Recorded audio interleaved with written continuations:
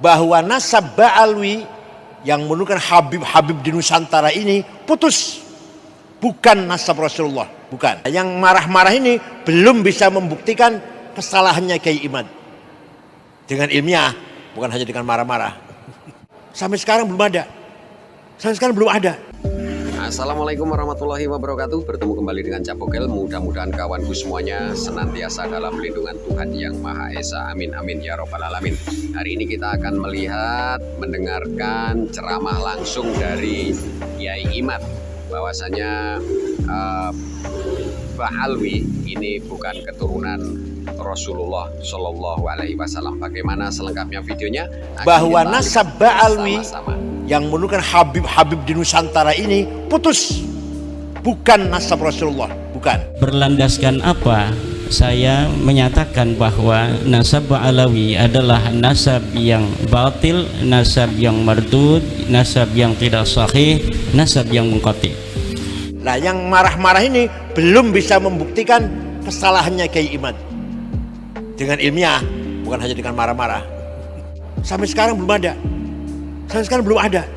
Bahkan saya berani mengatakan itu adalah fiktif. Orang ini fiktif.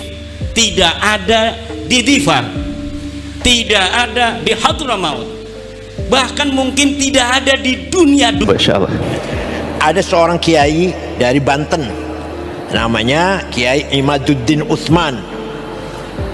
Beliau melakukan penelitian dengan DNA, dengan literatur lama.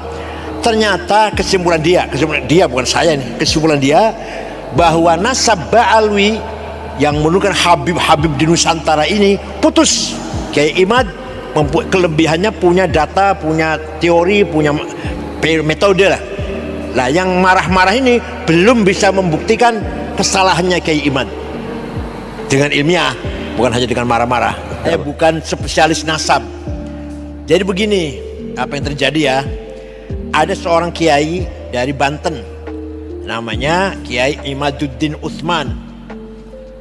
Beliau melakukan penelitian dengan DNA, dengan literatur lama.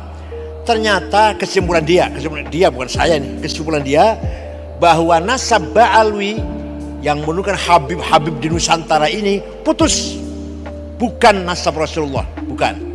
Karena Ahmad Al-Muhajir bin Isa bin Naqib bin Ali Uraidi bin Ja'far Shadiq bin Muhammad Baqir bin Zarabiddin bin Husain bin Ali bin Abi Thalib tidak punya anak namanya Ubaidillah.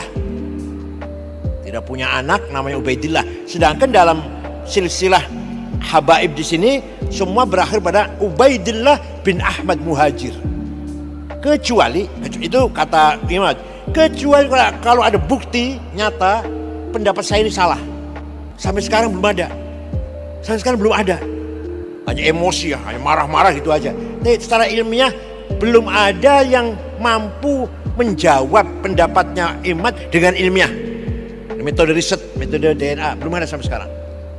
Sebenarnya itu masih pembahasan, masih penelitian.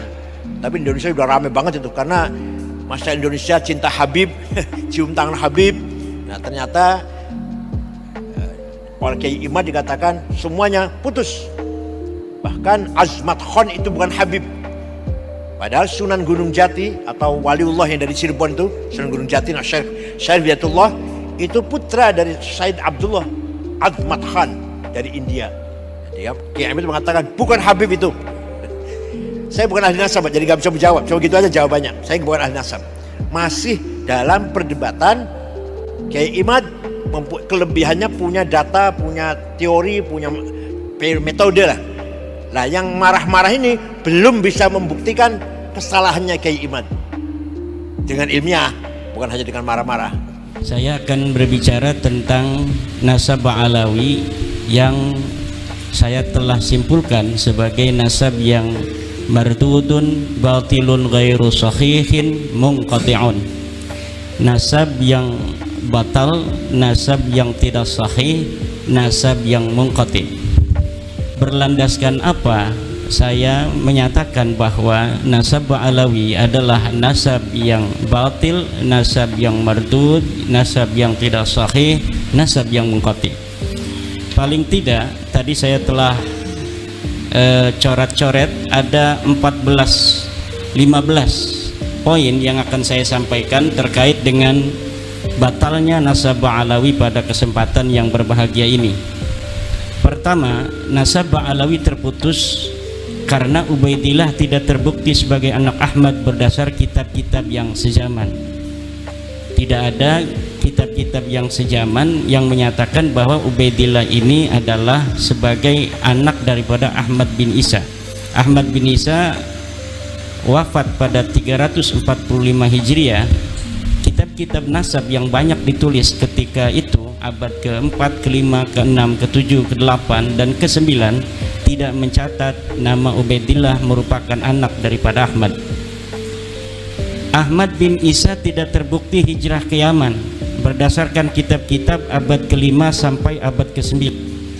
Di dalam kitab-kitab nasab yang telah ada mulai abad ke-5, juga kitab-kitab tarikh, kitab-kitab sejarah yang ada dari mulai abad ke-5 sampai abad ke-9 tidaklah menceritakan, tidaklah mereportase adanya hijrahnya Ubaidillah atau ayahnya Ahmad bin Isa ke Yaman. Bagaimana orang yang tidak hijrah ke Yaman kemudian bisa mempunyai keturunan di Yaman? Yang ketiga, makam Ahmad bin Isa yang ada di Hadramaut baru ditemukan di abad ke-9. Jadi makam Ahmad bin Isa yang hari ini sangat populer berada di Hadramaut Yaman, itu di dalam kitab tarikh saya temukan bahwa makam itu ditemukan pada abad ke-9 Hijriah. Artinya ketika wafat 345 Hijriah sampai abad ke-9 Hijriah itu telah berjalan 550 tahun, makam itu dulunya tidak pernah dikenal orang. Ketika nasab Ba'alawi dikonstruksikan pada abad ke-9, bersamaan dengan itu pula lah makam-makam yang berkait dengan nasab itu kemudian perlu untuk dibangun untuk menjadi kekuatan klaim bahwa klaimnya nasab itu ada nama-nama tertentu sampai tersambungnya nasab mereka dengan Ahmad bin Isa, maka kekosongan nama-nama yang juga di dalamnya ada kekosongan makam-makam ini perlulah dibangun makam-makamnya itu sebagai bukti saksi buat masa-masa yang akan datang. Maka makam-makam palsu yang hari ini dibangun oleh seseorang yang diurut sebagai leluhur-leluhurnya adalah merupakan kejadian ulang daripada kejadian-kejadian masa lalu dari leluhur dia yang juga sama melakukan hal yang serupa, yaitu membangun makam baru yang sebelumnya tidak ada untuk yakini oleh orang lain bahwa itu adalah makam leluhurnya. Bagaimana pengurutan nasabnya ini sampai Ahmad bin Isa ada dibuktikan dengan makam yang kemudian dibangun, diberikan tanggal, diberikan titi mangsa sesuai dengan titi mangsa orang-orang yang diklaim ada pada abad itu, padahal orang-orang itu pun tidak ada, sebagaimana makam itu pun dulunya tidak ada. Kemudian batu nisan Muhammad Sohib Mirbat yang ada di Mirbat telah terbukti dibuat pada abad ke-9 atau 10 Hijriah. Sebagaimana kita ketahui dari pemaparan tulisan saya bahwa dari nama-nama Ba'alawi ke atas bukan hanya Ubaidillah yang tidak ada, tapi Ubaidillah punya anak namanya Alwi, Alwi punya anak namanya Muhammad, Muhammad punya anak namanya Alwi, Alwi punya anak namanya Ali, Ali punya anak namanya Muhammad Sohib Mirbat. Ini semuanya adalah orang yang tidak terreportase oleh sejarah apapun, baik di dalam kitab nasab maupun dalam kitab sejarah. Bagaimana orang yang tidak dicatat dalam kitab nasab kemudian pada abad 9 dibangun namanya, dicantumkan dalam kitab nasab yang hanya ditulis oleh keluarga mereka, dan kemudian dibangun kesejarahannya pada kitab-kitab sejarah yang juga ditulis oleh mereka. Ada kitab-kitab yang hari ini cetakannya ada, ditulis oleh orang lain, tapi apabila diteliti, lihat pentahkiknya, itu pentahkiknya adalah kalangan mereka. Dan saya meyakini setiap kitab sejarah yang ditahkik oleh kalangan Ba'alawi, maka pentahkikannya itu tidak jujur, dan di dalamnya pasti ada interpolasi nama-nama sesuai dengan nama-nama leluhur yang mereka catat. Kenapa? Karena nama leluhur mereka tidak tercatat dalam kitab sejarah, maka mereka merasa perlu untuk mencari manuskrip-manuskrip kuno, kemudian manuskrip kuno ini ditahkik olehnya, kemudian disisipi nama-nama dari keluarga mereka, dan ini dapat dipertanggungjawabkan karena saya telah meneliti beberapa pentahkikan dari kalangan mereka tentang kitab-kitab tarikh Hadramaut, tarikh San'a dan yang mengitarinya.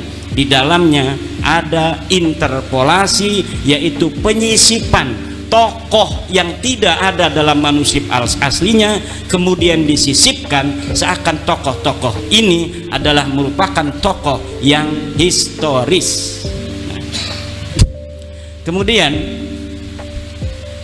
Muhammad bin Ali diberi gelar Shahib Mirbat pada abad 9 tidak terbukti sebagai bergelar Shahib Mirbat. Menurut Ibnul Athir abad ke-7, yang bergelar Shahib Mirbat adalah Muhammad Al-Manjawi, raja di Mirbat. Ada seorang raja yang dicatat oleh Ibnul Athir, sejarawan masa itu, yang bernama Muhammad Al-Manjawi. Muhammad Al-Manjawi ini diberi gelar oleh Ibnu Khaldun, oleh Ibnul Athir sebagai Shahib Mirbat. Itu pada abad ke-7. Kemudian Ali As-Sakran pada abad ke-9 menulis sejarah leluhurnya, kalangan Ba'alawi ini, menyematkan nama untuk salah satu nama yang dibarukan itu, yaitu Muhammad bin Ali, disebagaikan atau dialiaskan sebagai Muhammad Shahib Mirbat. Tadinya tidak ada gelar Muhammad Shahib Mirbat untuk leluhur mereka, tetapi karena ada pencatatan dari mereka bahwa Muhammad bin Ali ini pernah ke Mirbat, maka diberi gelarlah leluhurnya ini yang bernama Muhammad bin Ali dengan Muhammad Shahib Mirbat. Saya telah membaca kitab-kitab yang berkaitan dengan sejarah Mirbat dan sejarah Dhifar, serta ulama-ulama yang hidup pada sejaman dengan Muhammad bin Ali dalam tanda kutip Shahib Mirbat ini, sama sekali tidak ada yang mencatat di samping kanan dan kirinya seorang ulama bernama Muhammad bin Ali yang digelari kemudian pada abad 9 dengan Shahib Mirbat dari kalangan Ba'alawi. Orang ini bukan hanya tidak bergelar Shahib Mirbat, tetapi juga kehistorisannya sangat dipertanyakan. Bahkan saya berani mengatakan itu adalah fiktif. Orang ini fiktif, tidak ada di Dhifar, tidak ada di Hadramaut, bahkan mungkin tidak ada di dunia acak. Seorang yang bernama Muhammad bin Ali ini. Lalu bagaimana mereka punya leluhur? Ya jelas mereka punya leluhur. Lalu leluhurnya siapa? Ya saya tidak tahu. Apakah namanya Muhammad bin Ali? Ya bisa jadi, tapi yang jelas bukan Muhammad bin Ali yang hari ini kita kenal kesejarahannya sedemikian itu. Lalu bagaimana kok bisa begitu banyak kitab-kitab yang mencatat kesejarahannya hari ini? Bisa ratusan kitab tentang Shahib Mirbat. Bahkan orang Mirbat sendiri hari ini, sejarawan Mirbat, lihat apabila mereka menceritakan tentang Shahib Mirbat, mereka belum sadar kalau mereka mencatat nama seorang yang tidak ada pada zamannya. Hebatnya ini Muhammad Shahib Mirbat. Dan saya kalau dipertemukan dengan sejarawan Mirbat, sejarawan Dhifar, saya yakin orang Dhifar dan orang Mirbat sejarawannya itu akan langsung sadar kalau sudah bertemu dengan saya. Apabila saya berikan algoritma dari sosok Shahib Mirbat ini, sejarawan Dhifar, sejarawan Mirbat, sejarawan Hadramaut akan langsung sadar bahwa ada masalah dalam kesejarahan, terutama kesejarahan nasab daripada sadah-sadah mereka ini, terutama yang berkaitan dengan klaim glorifikasi dari keluarga Ba'ali dalam ilmu pengetahuan, dalam tasawuf, dan dalam peran-peran kesejarahannya di masa itu yang berkaitan dengan politik, sosial, dan sebagainya. Bahkan saya sekarang sedang mencari orang yang bisa mempertemukan saya dengan para pakar-pakar sejarah di Yaman agar mereka tercerahkan. Yang saya ingin ketemukan adalah para pakar-pakar sejarawan yang tidak ada kaitan dengan Ba'alawi, yang insya Allah apabila dia itu bisa bertemu, maka itu akan langsung gampang sadar daripada orang-orang yang mempunyai subjektivitas dengan kalangan Ba'alawi. Dan saya meyakini itu, apabila algoritma ini sedikit dibuka, sadar mereka dengan itu, maka sejarah Yaman hari ini yang terbentuk begitu kokoh akan rungkat. Bukan hanya sejarah nasab Ba'alawi, tapi sejarah Yaman, sejarah Mirbat yang hari ini ada, rungkat semua.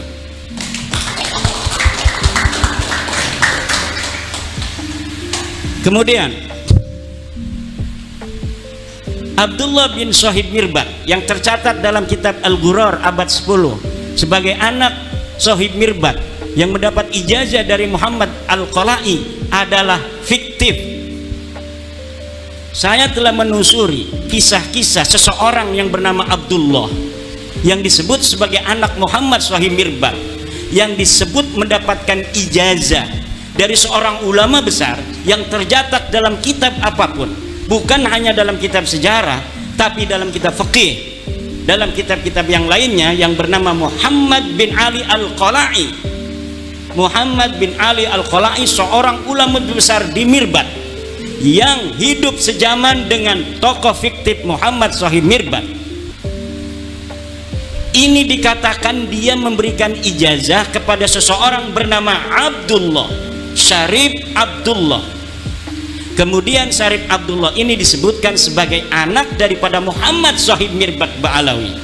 Saya meyakini nama ini bukan untuk Abdullah bin Muhammad Shahib Mirbat. Adapun dikatakan bahwa Abdullah ini bin Muhammad Shahib Mirbat adalah pencaplokan sebuah manuskrip tentang ijazah yang tidak diketahui dia bin siapa, kemudian dialiaskan sebagai anak Muhammad Shahib Mirbat. Untuk apa? Agar kesejarahan leluhur mereka tercatat dalam bukti-bukti manuskrip yang dapat ditelusuri.